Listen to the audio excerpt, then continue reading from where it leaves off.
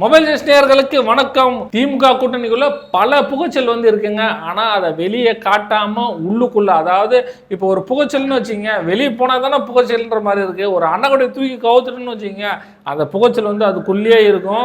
அதனால திமுகக்குள்ள பல புகைச்சல் இருக்கு. ஏற்கனவே எல்லாருமே தெரியும்.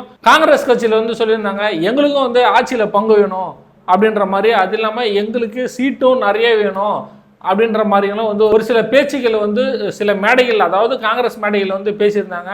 அதை தொடர்ந்து இப்போ பார்த்தங்க அப்படின்னா கம்யூனிஸ்ட் கட்சியும் ஆரம்பிச்சிட்டாங்க. அதாவது பே சண்முகம் அவர்கள் எல்லாருமே தெரியும். இப்போ அவர்களும் ஆரம்பிச்சிட்டாங்க. என்ன அப்படின்னா ரொம்பவே திமுக மீது ரொம்பவும் அதிருப்தியில் இருக்காங்க அப்படின்னே சொல்லலாம். சில நாட்களுக்கு முன்னாடி காங்கிரஸ் மீட்டிங் நடந்தது. அந்த இடத்துல பார்த்தோங்கன்னா ஒரு காங்கிரஸ் முக்கிய தலைவர் என்ன சொல்லியிருந்தார் அப்படின்னா, எங்களுக்கும் ஒரு 100 இடங்களுக்கு மேலே வேணும் அப்படின்னு சொல்லியிருந்தாரு.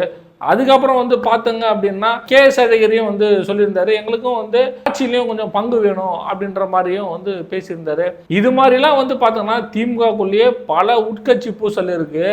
இதில் பார்த்தங்க அப்படின்னா அதிமுகக்குள்ள திமுககாரங்க வந்துட்டாங்க. அதிமுக கூட்டணி ஜெல் ஆகல, அதிமுக கூட்டணியில் இவ்வளோ விஷயங்கள் இருக்கு, அதிமுக கூட்டணியில் பழனிசாமி யாரும் ஏற்றுக்கல அப்படின்ற மாதிரி இந்த திமுக கூட்டணியில் இருக்கிறவங்க எல்லாமே அதிமுக கூட்டணி பக்கம் திரும்பினாங்க. ஆனா இப்ப பார்த்தோம் அப்படின்னா திமுக கூட்டணிக்குள்ளேயே அவ்வளோ புகைச்சல் இருக்குதுங்க. அந்த புகைச்சலை எப்படிதான் கட்டுப்படுத்த போறாங்க அப்படின்னே தெரியலங்க.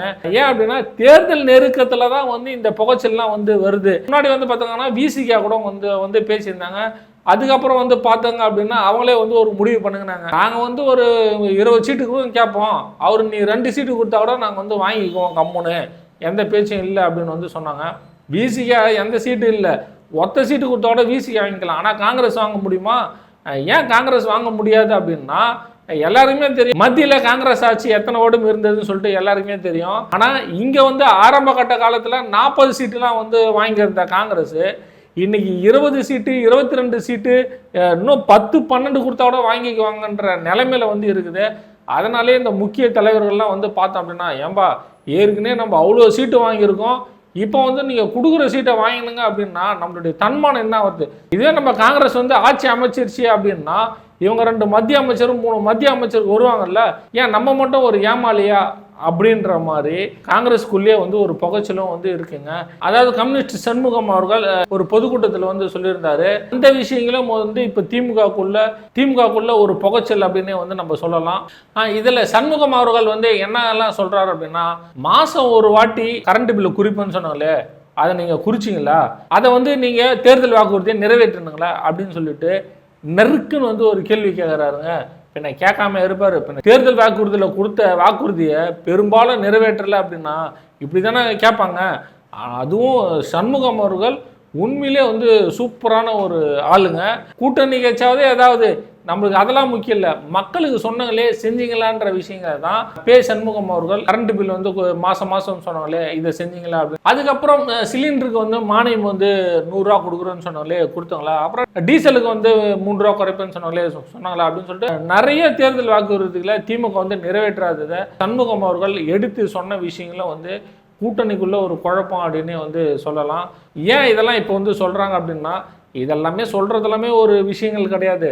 இது மாதிரி நம்ம தவறுகளை எடுத்து உரைச்சோம் அப்படின்னா, இந்த ஏற்கனவே 6 சீட்டு கொடுத்தாங்க தெரியுமா, இப்போ 8 சீட்டு கேட்கறது, அந்த விஷயத்தை தான் இப்போ சொல்றாரு அப்படின்ற விஷயங்களும் சுற்று வட்டாரங்கள்ல பேசப்படுது. இருந்தாலும் அதிமுகவோடவே திமுக கூட்டணியில் தான் புகைச்சல் அதிகமாக இருக்குது அப்படின்னே எல்லாருமே சொல்கிறாங்க. இவங்க கிட்டத்தட்ட ஒரு 3 தேர்தலாகவே கூட்டணிகள் இருந்தாலுமே இந்த தேர்தல் பொறுத்தளவுக்கு தான் கூட்டணிகளில் குழப்பமாகவே இருக்கும் அப்படின்னு ஒரு சில சுற்று வட்டாரங்கள் அதாவது அரசியல் விமர்சகர்களே கூட சொல்கிறாங்க, இவங்க கூட்டணியிலேயே இவ்வளோ குழப்பத்தை வச்சுன்னு அதிமுக கூட்டணி பற்றி இந்த திமுகலாம் பேசலாமா, இல்லை இந்த திமுகவுடன் இருக்கிற கூட்டணி கட்சியெல்லாம் பேசலாமா அப்படின்ற ஒரு கேள்வியும் அதிமுகவினர் முன்னெடுத்து வைக்கிறாங்க அப்படின்னு நம்ம சொல்லலாம். ஏற்கனவே அதாவது செல்லும் பெருந்தகை அவர்களை விட்டுருங்க, அவர் எப்பவுமே அரசையும் விமர்சிக்க மாட்டாரு, முதல்வர் ஸ்டாலினையும் விமர்சிக்க மாட்டாரு. அவருக்கு தேவை ஏதோ ஒரு பதவின்ற அந்த நோக்கத்திலே தான் அவர் இருக்கிறாரு. அவருடைய பதவியை காப்பாற்றிக்கணும், திடீர்னு அந்த பதவியிலிருந்து அவரை தூக்கி போட்டாலும் திமுக கெத்தா இருக்கணும் அப்படின்னு தான் சுற்று வட்டாரங்கள்ல பேசப்படுது.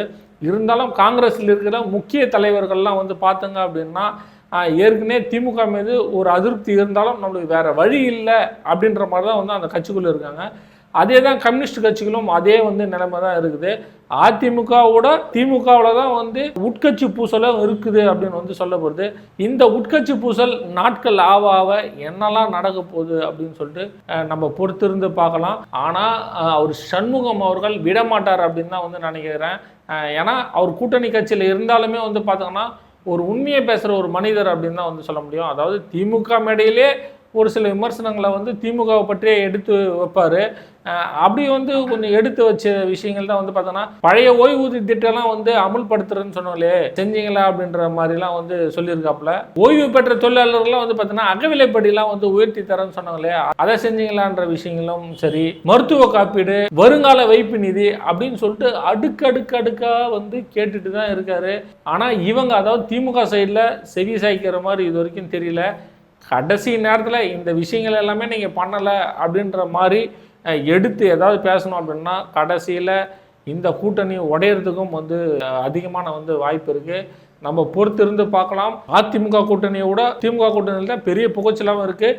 இவங்க மீடியாலாம் கண்ட்ரோலில் வச்சுக்கின்னு அதிமுக பக்கமே வந்து பார்த்தாங்க அப்படின்னா பெரிய பிம்பமே வந்து உண்டாக்குறாங்க. அதிமுக கூட்டணிக்கு யாரும் வரல, பிஜேபி அதிமுகவும் வந்து பார்த்தாங்கன்னா சரியான கூட்டணி வந்து ஜெல் ஆகல அப்படின்ற மாதிரி ஒரு சில கட்டமைக்கெல்லாம் பண்ணிட்டு இருக்காங்க. எடப்பாடி பழனிசாமி எங்கே போனாலும் வந்து கேமரா வச்சு பார்க்கறது, எங்கே போறாரு என்ன பண்றான்னு வந்து ஸ்பை வச்சு பார்க்கறது, இந்த வேலையாவே வந்து திமுக வந்து செஞ்சிட்டு இருக்கு. தேர்தல் நெருங்க கூட்டணி உடையுமா அப்படின்னு சொல்லிட்டு நம்ம பொறுத்திருந்து பார்க்கலாம். நன்றி.